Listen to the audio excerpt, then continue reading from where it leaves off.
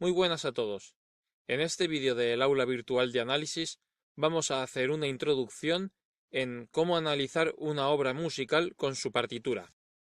Se puede hacer de dos maneras, según la información de la que dispongamos. La primera opción sería si la partitura que nos dan a analizar la encabeza el título de la misma y en el lado derecho, como es convencional, indica el compositor. Sabiendo el compositor y el título de la obra, podemos averiguar un montón de información de esa pieza a poco que investiguemos sobre su biografía, de qué época es, dónde se compuso, está dedicada a algo o a alguien. ¿Esta es una pieza completa o es un fragmento o un número de una obra mayor? ¿Pertenece a un ciclo o compendio de obras? ¿En qué momento de su vida escribió la obra? ¿Algún acontecimiento importante de su vida le ha marcado en la composición de esta obra? ¿O algún acontecimiento histórico? Siempre, conocer la situación personal que atravesaba el autor o saber el contexto histórico, político y social en que fue creada una obra es importante de cara a su análisis. Puesto que un análisis musical no es un trabajo de historia, habrá que profundizar en el estudio de la partitura y todo lo relacionado con el contexto de autor, lugar, época, debe redactarse de manera resumida, concisa y al principio de todo, para introducir la obra. Por ejemplo, si tenemos que analizar Tocata y Fuga en Re menor, que es una obra para órgano de Johann Sebastian Bach, no hay que hacer un comentario detallado y minucioso de la música barroca, ni escribir un tocho sobre historia de Europa del siglo XVIII, porque podríamos escribir un libro de 3.400 páginas sobre el tema. Habría que resumir el periodo barroco, citar algunos escritores, pintores o filósofos contemporáneos, comentar algún acontecimiento histórico relacionado con la obra, hablar del Sacro Imperio Romano Germánico, ya que el concepto actual de Alemania como nación no existía aún, hablar de las tensiones político-religiosas entre católicos y protestantes, para decir qué papel jugaba Bach en ese conflicto, y sobre otros músicos barrocos, hacer una mención especial a Dietrich Buxtehude, compositor y organista de gran fama en el momento del inicio de la carrera musical de Bach, y poco más. No debemos, en este apartado, perder de vista nuestro principal objetivo, que es analizar una obra mediante la partitura. El otro tipo de análisis es a ciegas. No nos dicen ni el título ni el autor, por lo que no podemos saber nada del contexto personal ni histórico, político y social de la obra y su autor antes de analizar nada, y por lo tanto no contaremos con más información que la mera partitura. Eso no quiere decir que haya que dejar ese aspecto a un lado, pero en lugar de tratarlo al principio como introducción, lo pondremos al final tras haber analizado la partitura para concluir, por deducción, de qué época se tratará y qué autores pueden ser. Naturalmente, en este caso será una estimación. Por ejemplo, esta partitura no podría ser barroca, dado el excesivo número de instrumentos en la plantilla orquestal. En una orquesta barroca es muy normal que haya violas de gamba, archilaúdes y otros instrumentos ya en desuso. Pero aun las orquestas del barroco tardío, cuyos instrumentos perduran en la actualidad, se notaría en su aspecto que nada tiene que ver con esto. Los contrabajos doblarían a los chelos en la octava grave, por lo que no haría falta 5 pentagramas para la cuerda. El número de partes para la madera sería menor, y no habría clarinetes, ni contrafagot. La percusión ni aparecería, si acaso un solo timbal. Los metales eran muy básicos, y no podían hacer tanto cromatismo. Todo esto, por el lenguaje armónico funcional cromático tan avanzado y por su colosalismo orquestal, debe ser algún compositor del posromanticismo. Puesto que los textos están todos en alemán, lo más probable es que sea uno de estos dos. Y fijaos en un detalle: la partitura está plagada de indicaciones técnicas muy precisas. Se ve que el compositor era extremadamente minucioso con los detalles del colorido orquestal. Eso o que era un pedante que quería aparentar más conocimiento del que tenía. Al parecer, el compositor conocía al dedillo las pequeñas particularidades de cada instrumento de la orquesta y todos sus recursos tímbricos. De modo que, de todos estos, yo, a bote pronto, me decantaría por este. Era un gran director de orquesta. De hecho, esa era su profesión. Como compositor tardó mucho en ser valorado. Él se ganaba el sustento diario no componiendo, sino dirigiendo. Es por eso que conoce bien los entresijos de cada instrumento, y sus partituras orquestales están llenas de indicaciones de este tipo. Veamos si he acertado. ¡Pues sí!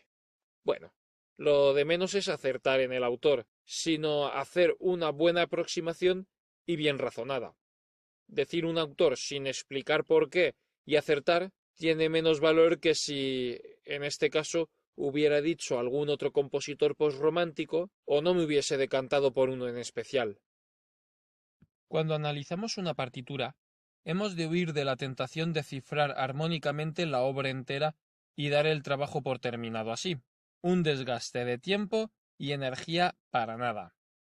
El análisis armónico es una parte importante del análisis, pero no es el análisis. En el análisis trataremos de profundizar en la obra para conocerla bien a fondo. Cifrar armónicamente los pasajes oportunos será indispensable para adentrarnos en los misterios de la composición, pero cifrarlo todo y no comentar nada sería como ir al médico que te examinen de arriba abajo sin perder detalle y que luego se olviden de diagnosticar la causa de tu dolor de tripa. Para ir de lo general a lo particular, primero hay que estructurar la pieza. Luego, analizar sus motivos musicales más importantes y, por supuesto, examinar la armonía de los pasajes más relevantes. A todo esto, no hay un guión único para analizar una obra. Esto que voy a proponer a continuación no es un modelo de estructura a seguir en un análisis, porque, según lo que nos encontremos en cada obra, nos convendrá estructurar nuestro trabajo de análisis de una u otra manera. Tan solo os voy a proponer una ligera guía general para que la adaptéis a cada trabajo. Lo primero es echar un vistazo rápido a la partitura. Antes de entrar a analizar a fondo, debemos saber qué tipo de obra musical es. Sinfonía para instrumento solista, lied, grupo de cámara, ópera, suite, cantata. También el aspecto de la partitura nos dirá si se trata de una obra de escritura tradicional o vanguardista.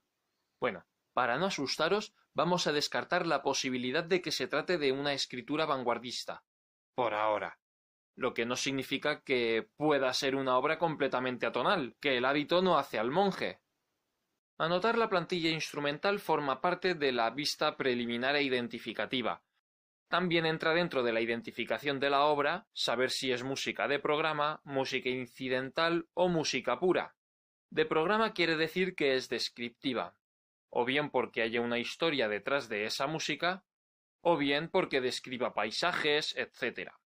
Incidental significa que es música compuesta ex profeso para un evento en concreto. Música pura es aquella que, además de ser instrumental, no contiene ni hace referencia a ningún elemento extramusical. El análisis estructural es lo primero que hay que hacer para entrar en materia. Aunque analizar armónica o motívicamente ciertos pasajes proporcione información útil para establecer la estructura de la obra, el objetivo principal de este primer análisis es entender cómo está organizada estructuralmente la pieza. ¿Cuántas secciones tiene? ¿Cuál es su plan tonal? Esto nos terminará de ayudar a identificar la obra. Fuga, sonata, rondó. Muchas veces el mismo título te lo dirá. Habrá que conocer las diferentes estructuras formales a fin de encontrar aquella que más se ajuste a la obra que estamos analizando. En el caso de la música tonal, el plan tonal de una obra nos ayudará a establecer las fronteras entre las secciones, ya que desde el periodo barroco en adelante, las secciones vienen determinadas por las tonalidades y la modulación a una tonalidad vecina de la de origen implica un cambio de sección o subsección. Se podía haber concebido por separado el análisis motívico del rítmico, pero la verdad es que están bastante relacionados y muchas veces no se pueden disociar. Cuando analizamos un motivo musical, no solo observamos las notas musicales, sino los diseños rítmicos de las mismas. De hecho, Un motivo o célula musical puede ser tan solo rítmico. Claro que a veces nos centraremos más en la melodía y otras veces estaremos haciendo un análisis rítmico de algún pasaje de la pieza según vaya surgiendo. A menudo los profesores de análisis tenemos tendencia a manejar conceptos cuyas definiciones son confusas, y la relación entre ellos es bastante piramidal. Un tema que está compuesto por varios periodos, que están compuestos por varias frases, que están compuestas por varias semifrases, que están compuestas por varios motivos, que a su vez están compuestos por varios incisos. ¡Uf! Menudo lío. Huyamos de manejar conceptos tan cerrados. Para diferenciar el concepto de motivo de el de célula, una célula es la unidad mínima de agrupación de notas con un diseño característico, pero sin llegar a formar una frase musical completa. En algunos tratados a la célula la llaman inciso. Es lo mismo. Un motivo ya sí que conforma una frase musical y puede estar compuesto de varias células. Pero no es necesario que a cada motivo escudriñemos todas las células que lo conforman. Solo si dentro de ese motivo observamos que alguna agrupación de esas notas forman un diseño que está presente varias veces en el mismo motivo o en algún otro motivo del resto de la obra. El concepto tema sirve cuando hacemos referencia a algo con esa melodía. En la música de programa se puede hablar de tema de algún personaje o de alguna cosa si dicho motivo o frase sirve para representarlo. Y en la música formal, los temas son los que, según el esquema general del modelo estructural a seguir, definan el tipo de estructura formal de la obra. Por ejemplo, en una sonata hay dos temas en la exposición, uno en la tonalidad de origen y otro en la tonalidad vecina que le corresponda, la dominante o el relativo según si la tonalidad de origen es mayor o menor. Por lo tanto, en esta sonata, este será el tema A y este el tema B.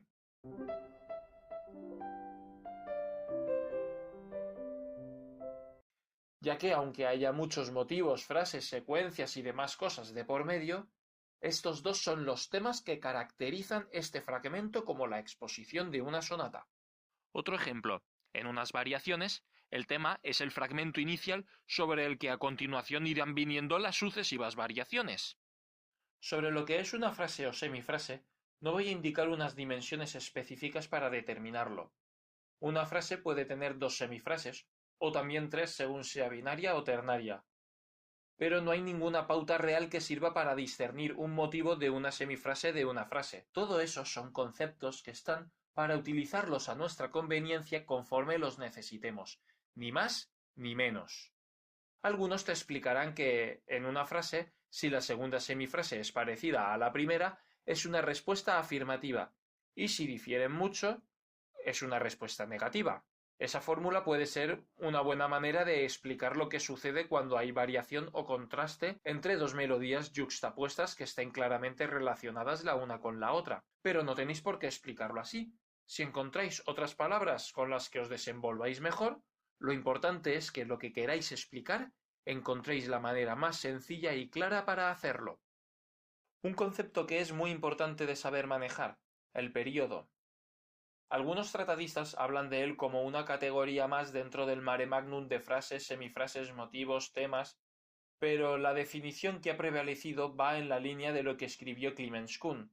Un período consta de un antecedente con final suspensivo y un consecuente con final conclusivo, emulando una pregunta y respuesta.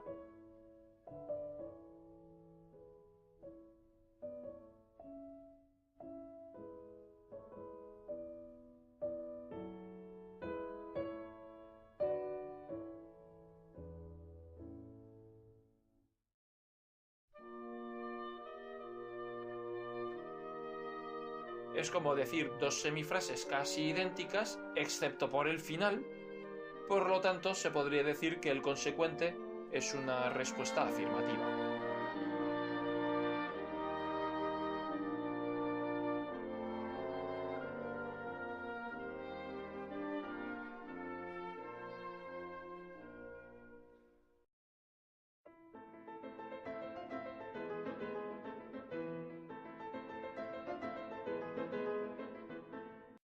Un término muy poco utilizado en el análisis formal pero de gran importancia es la forma var al comienzo de un tema.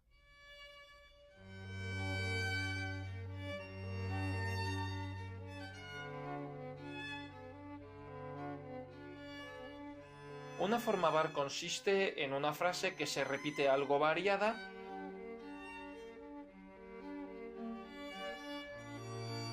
y un amago de repetir por tercera vez, pero evadiéndose la melodía y yéndose por los cerros de Úbeda para no llegar a efectuar esa repetición.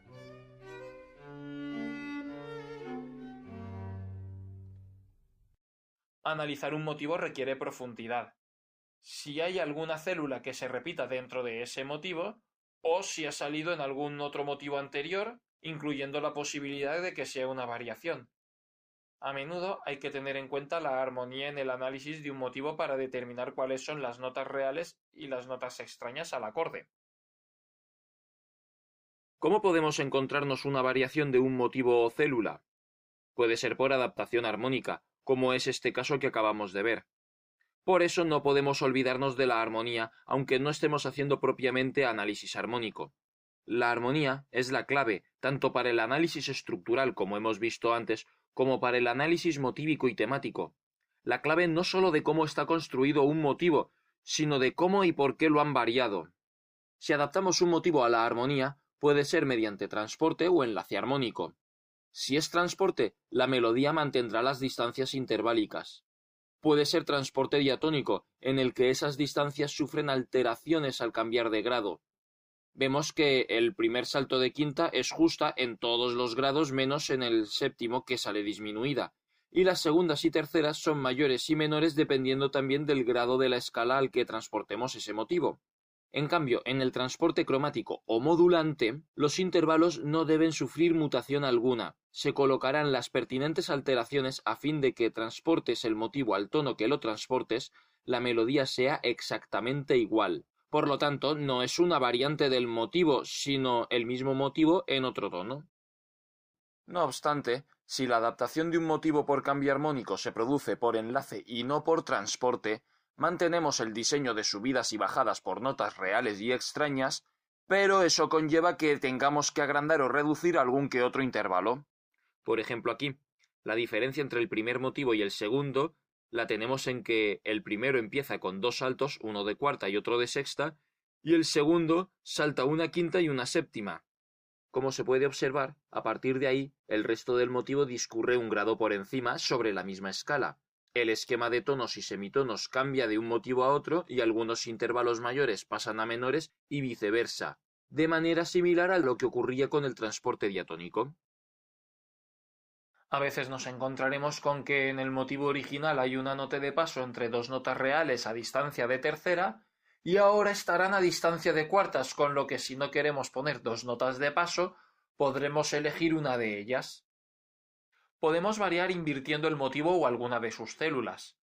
También existe la variación rítmica de un motivo, aumentación, disminución, en ambos casos manteniendo las proporciones, o alargar unas notas acortando otras sin alterar la suma total de sus valores, o adaptación a un nuevo compás, así como adición o eliminación de notas de paso.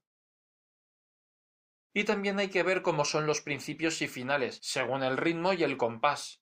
Debemos fijarnos en si el principio es estético, anacrúsico o acéfalo, según si empieza con el inicio del compás, antes del inicio del compás o después. Y también fijarnos en el final, si concluye en el inicio del compás o en un tiempo o parte débil. Algunos libros llaman final masculino al que acaba en la parte fuerte del compás y final femenino al que acaba en la parte débil. Otros los llaman final íctico o postíctico, considerando que el ictus es el inicio de cada compás. Esta segunda forma de llamarlos es un poco más complicada, y aunque yo sea partidario de las terminologías sencillas, dado que no creo conveniente contribuir a estereotipos sexistas ni tengo ganas de que mis vídeos se vean envueltos en polémicas de género innecesarias para el asunto que ahora nos trata, llamaremos a los finales ícticos y postícticos.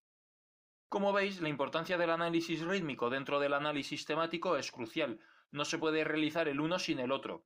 Aún así, según la obra que estáis analizando, podéis incluir un epígrafe de análisis meramente rítmico si en la pieza hayáis recursos rítmicos que veáis conveniente desarrollar aparte.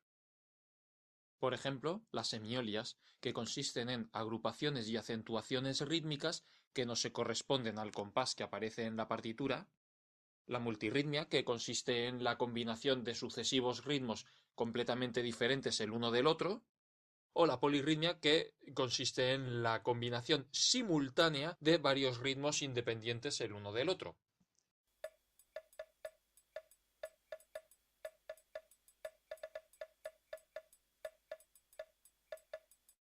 Ya que estábamos con el coral San Antonio, que lo hemos puesto en varios ejemplos, vamos a analizarlo así a modo de ejemplo.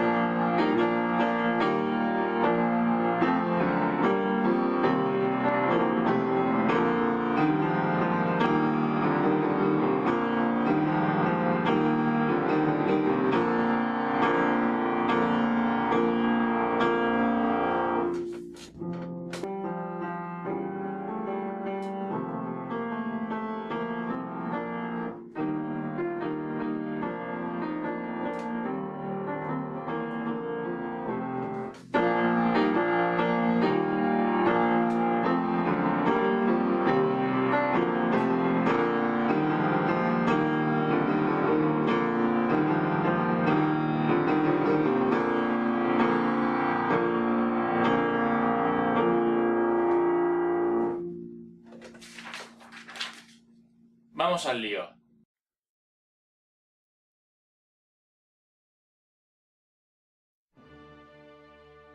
No quiero extenderme en la biografía de Haydn, aunque en un trabajo puede que os toque extenderos un poco más. Por ahora diré que habría que ubicarlo en el periodo del clasicismo, especialmente en el clasicismo pleno, segunda mitad del siglo XVIII, pero que al haber vivido la primera década del siglo siguiente, sus últimas obras podrían estar dentro del clasicismo tardío. En un análisis algo más extenso, habría que profundizar más en la biografía del autor, en los rasgos musicales del clasicismo, especialmente el vienés, en los rasgos esenciales del clasicismo en las artes visuales y en la literatura, y en la situación política austríaca. Entonces era un archiducado perteneciente al Sacro Imperio Romano Germánico. El imperio quedó desmantelado por la invasión napoleónica tras la victoria francesa en Austerlitz. Como reacción a los ataques franceses, el último emperador del Sacro Imperio se proclamó emperador de Austria, convirtiéndose en uno de los bastiones del antiguo régimen y en oposición al nuevo orden surgido de la Revolución Francesa. Todo esto lo vivió y padeció Haydn. El título: Coral San Antonio. ¿Qué es un coral? No estaría de más hablar de la Reforma luterana en Alemania a principios del siglo XVI, cuyo impacto en la música fue notorio, entre otras cosas por el surgimiento de los corales luteranos y de cómo se consolida la palabra coral como un estilo polifónico que, aunque sea instrumental, recuerde a dichos corales luteranos. Nótese que Haydn era católico, y todo el entorno sociopolítico también lo era. En Austria no medró el protestantismo como en el norte de Europa, pero aún así, debido a su proximidad geográfica, el coral tuvo cierta influencia. ¿Y por qué San Antonio? ¿Hace referencia a algún santo? De ser así, ¿cuál de ellos? ¿O tal vez se refiere a una parroquia, convento o ermita con ese nombre? Cualquier información al respecto, bienvenida sea. El Coral San Antonio es el segundo movimiento de un divertimento para vientos, que data, según se cree, de 1782. Los divertimentos son pequeñas obras instrumentales de cámara que se componían para ser ejecutadas en los salones de las casas nobles, en la época del despotismo ilustrado. Nota: hacer referencia a los ideales burgueses que tanto calaron en los intelectuales, artistas y en la mentalidad conservadora de un estamento que no quería perder sus privilegios y que paradójicamente eran quienes pagaban para tener en sus palacios a esos artistas e intelectuales ilustrados. Referencias al mecenazgo en el antiguo régimen y en particular a la familia Esterházy, para quien Haydn trabajaba. Ya profundizaré sobre eso en otros vídeos. Los divertimentos son obras por lo general de sencilla ejecución, ya que no están pensados para virtuosos, sino para aficionados con algo de tiempo libre y mucho dinero para gastar en grandes compositores. Las plantillas instrumentales variarán entre unos y otros, dependerán del encargo que le haya hecho el noble de turno y será según los músicos que fueran a tocar en palacio el día de la fiesta para la que se hace el encargo. Nota: mencionar otros divertimentos relevantes de Haydn y Mozart. También hay que hacer mención a una obra de Brahms llamada Variaciones sobre un tema de Haydn. El título de la obra de Brahms no especifica más, pero creo que el tema se reconoce bastante bien.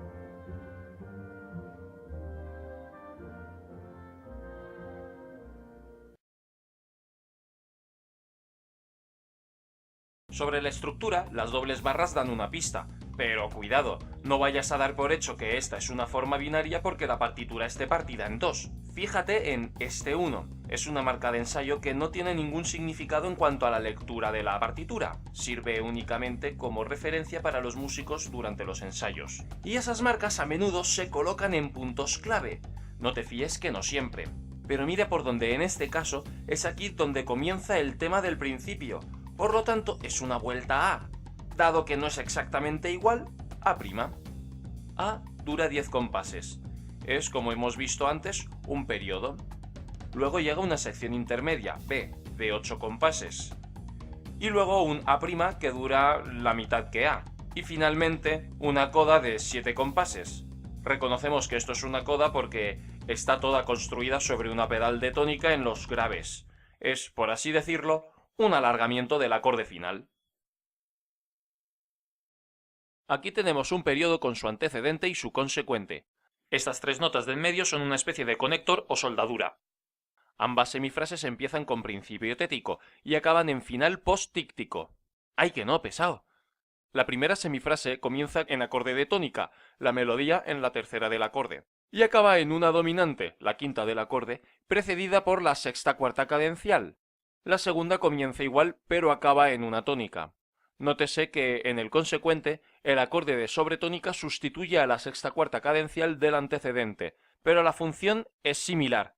Un acorde de apoyatura para retrasar la cadencia esperada en el primer tiempo del compás al segundo tiempo. ¿Que por qué las he llamado semifrases? Pues el periodo entero lo he tomado como frase y el antecedente y consecuente como semifrases. El término motivo me lo reservo para este fraseo, aunque no aparezca en la partitura, pero yo lo he interpretado así. Nótese en esta célula, característica por su diseño rítmico, que estará presente en todo el coral. La sección B es prácticamente un desarrollo de la célula principal y culmina con el motivo A un grado por debajo con respecto al original. Armónicamente esta sección se centra en la dominante. Si fuera más extensa la obra y lo fueran cada una de sus secciones, seguramente modularía a Fa mayor, pero dado que es una pieza breve, focaliza el centro en Fa pero sin abandonar la escala de Si bemol mayor para que no nos olvidemos de que Fa es la dominante. En A' se repite solo el consecuente, pero fíjate, se han comido una nota, o mejor dicho, un acorde, el de sobretónica. ¿Te acuerdas que esa sobretónica estaba para retrasar el final en tónica al segundo tiempo, de la misma manera que en el antecedente lo hacían con el sexta cuarta cadencial y la dominante? Pues ahora, como de lo que se trata es de concluir de verdad, no solo basta con acabar en la tónica, sino también en tiempo fuerte, final íctico. ¡Ay, otra vez tú! ¡Fuera ya! No hemos hablado de las dinámicas. En el periodo tenemos un piano para el antecedente y un forte para el consecuente, seguramente para darle mayor contundencia a la respuesta afirmativa. En la sección B predominan los pianos, creando un contraste no solamente motívico, sino también dinámico. Y para realzar el carácter triunfal al final de la obra, un forte para el motivo principal y un fortísimo para la coda final. Es comprensible que dure menos la reexposición. Es algo muy habitual en la música y otras veces por el contrario, la reexposición es una exposición desarrollada y enriquecida. Pero en este caso y en otros muchos, A' es una simplificación de A. Da la idea de que una vez has vuelto a la tónica, no hace falta repetir lo dicho antes, sino ir al grano. Metafóricamente hablando, ¿habéis visto la película de Willow? Si dividiéramos la historia en planteamiento, nudo y desenlace, El planteamiento tiene lugar en la aldea de la raza enana. Es una larga escena en la que conoces al protagonista, la importancia mediana que tiene en su pueblo, a su mujer, a sus hijos, al jefe de la aldea que tan fastidioso es para el prota, conoces al amigo íntimo de Willow, al héroe militar del pueblo, al mago, conoces sus fiestas. Y a ese pueblo llega una niña que, sin saber de quién se trata, la familia de Willow la recoge. La trama es algo más compleja que nuestra sencilla sección B. Ocurren muchas cosas. Pero vamos, en definitiva, ganan los buenos y Willow regresa a su casa. Y la escena final es en la aldea de Willow, una vuelta al primer escenario. Pero esta vez no hace falta que nos presenten con detenimiento a todos los personajes, ya los conocemos. Dedican unos pocos segundos en enfocar a cada uno de los personajes relevantes del pueblo y ya no es necesario tanto rodeo para decir que ha vuelto a su hogar. Algo así ocurre en este coral con la sección A'. Repetimos solo el consecuente y encima lo acortamos un poco más. ¿Qué es lo que falta decir del análisis rítmico si estaba integrado en el análisis formal? Pues que hasta ahora nos hemos ocupado de la parte rítmica que afectaba a lo formal, y ahora vamos a centrarnos en aspectos rítmicos que hayan quedado en el tintero. Por ejemplo, que el compás es de 2×4. Pero no hay que quedarse ahí.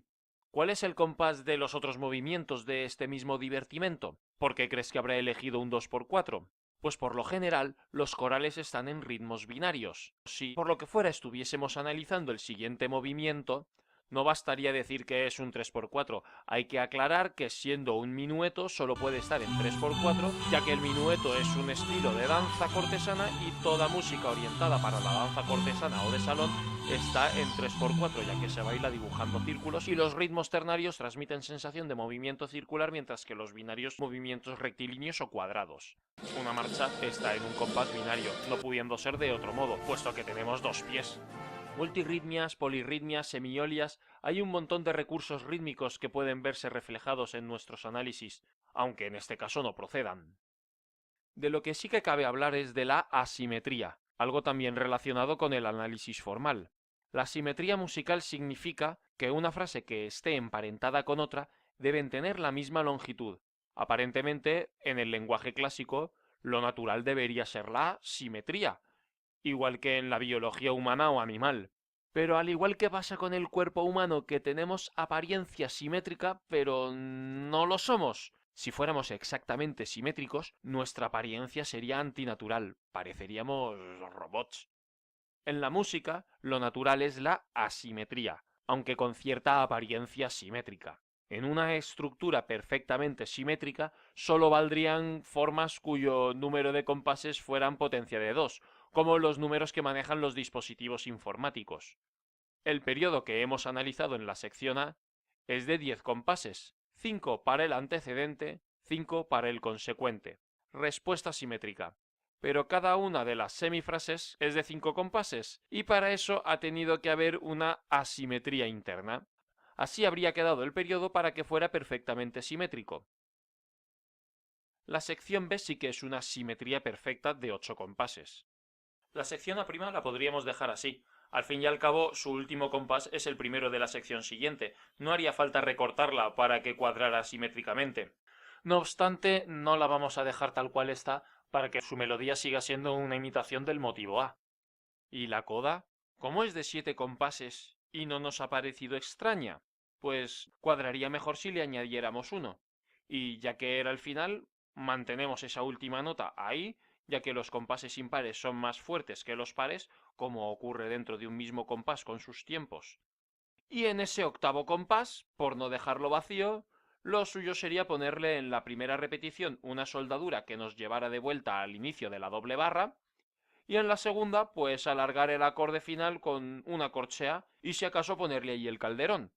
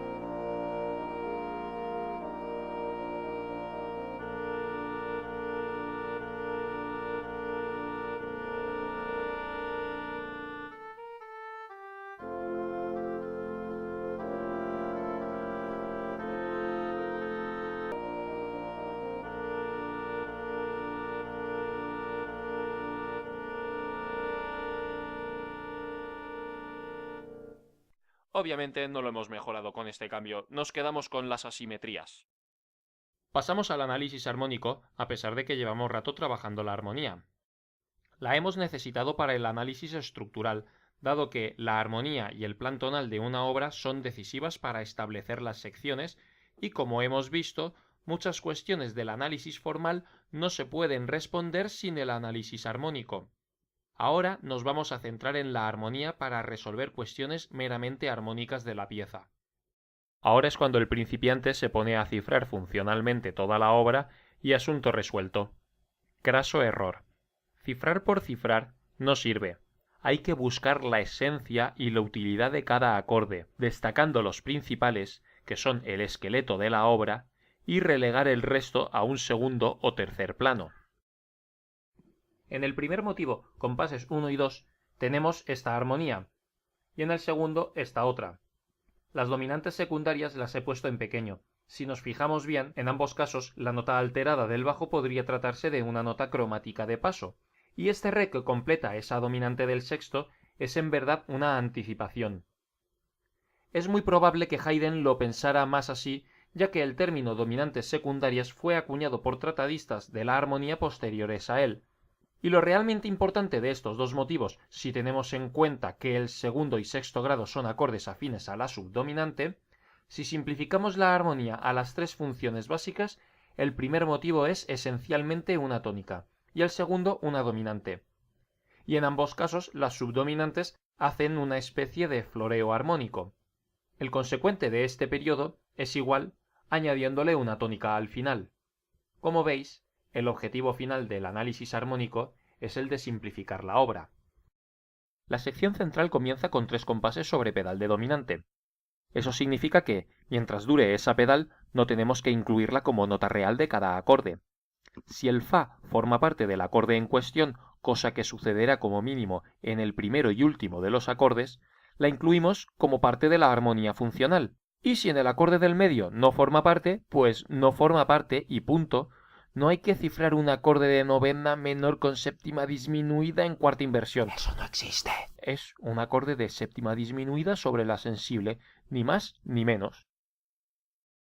De los 4 compases siguientes, lo importante no es que haya estos 4 acordes, sino que se está bordeando la dominante. Aquí vemos un sexta cuarta de paso, que normalmente suele presentarse así, pero el diseño es similar. Con lo que toda la sección B podría resumirse en una dominante de 8 compases muy bien adornada. De la coda, lo más destacable es el la bemol característico de la dominante del cuarto, y a continuación el cuarto grado. Como todos esos acordes contienen la nota si bemol, se puede cifrar pasando por alto que la coda es una pedal de tónica, pero no debería ser así. La coda es una tónica de 7 compases ligeramente adornada que indica al oyente que el tema ha concluido. Es básicamente un alargamiento de la cadencia final. Pues sí, las cadencias. No íbamos a dejar ese tema de lado. Una cadencia la solemos definir como un reposo momentáneo de la música, pero esa definición puede llevarnos a equívocos. A veces, en la cadencia es justo donde hay todo lo contrario a una actividad de reposo. Si está sonando un tema y concluye en el punto X es una cadencia, aunque en ese mismo punto arranque un nuevo tema. Muchas veces, los compositores hacen que el final de un tema coincida con el inicio de otro, y no por eso el final de ese tema va a dejar de ser una cadencia.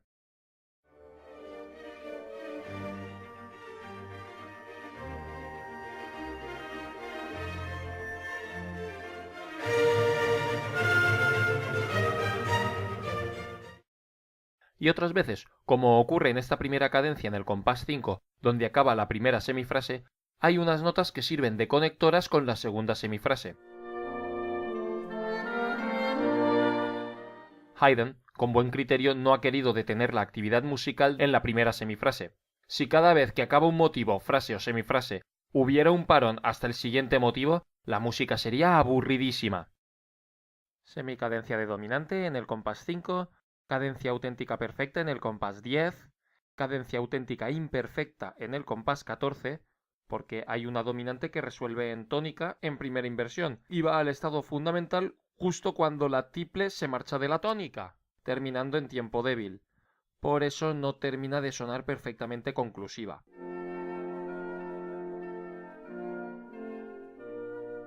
Semicadencia de dominante en el compás 18 y cadencia auténtica perfecta en tiempo fuerte en el compás 23, que se alarga hasta el 29 porque, como ya hemos quedado, la coda no es sino un alargamiento de la tónica de la cadencia final. Acabamos hablando de las texturas. A todo esto, no es necesario que hagamos siempre un epígrafe de análisis textural en un trabajo de análisis. Si tenemos delante una fuga para clave de Bach, el análisis textural viene a ser una pieza para clave solista en contrapunto invertible a 4 voces, y poco más. En cambio, en una obra con muchos instrumentos, con muchas secciones donde cada una tiene una textura diferente, requerirá un análisis textural más profundo. Aún así, el incluir o no un epígrafe de texturas, o decir todo lo que haya que decir de la textura a lo largo del análisis formal, es algo que queda a criterio del analista dependiendo de la obra que vaya a analizar.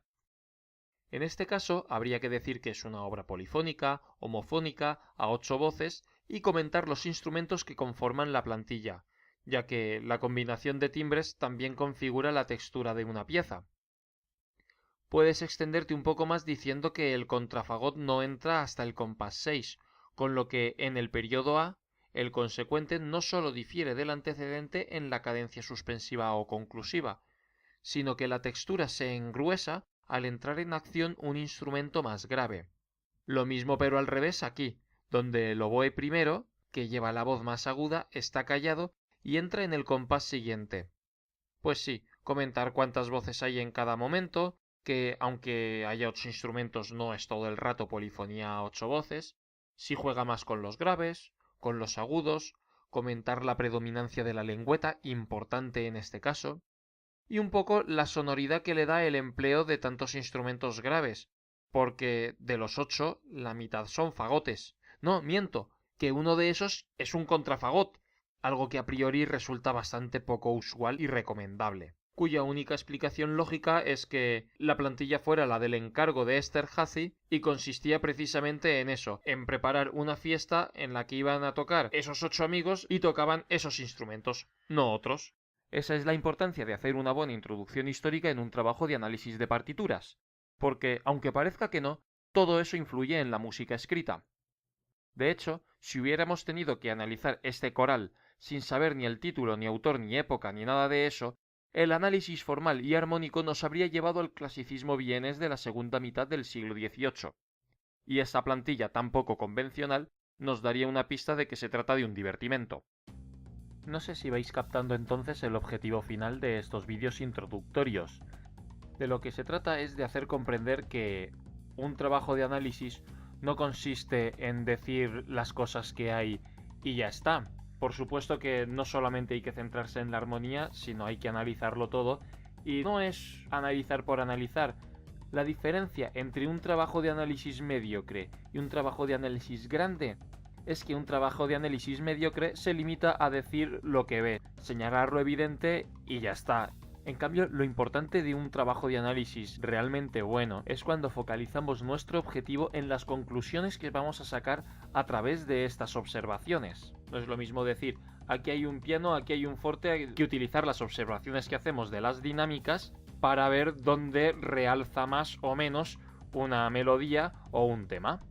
No es lo mismo decir, aquí hay final postíctico y aquí hay final íctico, que decir, aquí hay una cadencia conclusiva, pero que no es para concluir del todo. En cambio, aquí repite la misma cadencia, pero adelanta el tiempo para acabarlo en el tiempo fuerte, porque ahora sí que viene el final. Y no es lo mismo decir que aquí la textura se engruesa porque entra un instrumento más, que decir que Haydn pretende realzar el consecuente con mayores dinámicas y mayor presencia de sonidos. Y no es lo mismo decir que la plantilla es de estos instrumentos que decir por qué crees que ha utilizado estos instrumentos. Y hasta aquí la introducción al análisis. Espero que os haya gustado y os haya servido para entender cómo se hace el análisis de una obra con la partitura. A continuación, dedicaré otro vídeo para el Rincón del Melómano, en el cual explico todas estas mismas cosas, pero adaptada a amantes de la música que no tengan necesariamente estudios musicales avanzados. Y más tarde volveré al aula virtual de análisis para empezar por los inicios de la polifonía, en la Edad Media. Si te ha gustado este vídeo, dale al like, suscríbete, dale a la campanita y te invito a visitar mi canal de Patreon, donde a partir del próximo mes de septiembre comenzaré a publicar material extra exclusivamente para Patreons. Para acceder a él deberéis entrar en el canal de Patreon, consultar bien todas las categorías de mecenas que hay para elegir y escoger la que mejor os convenga.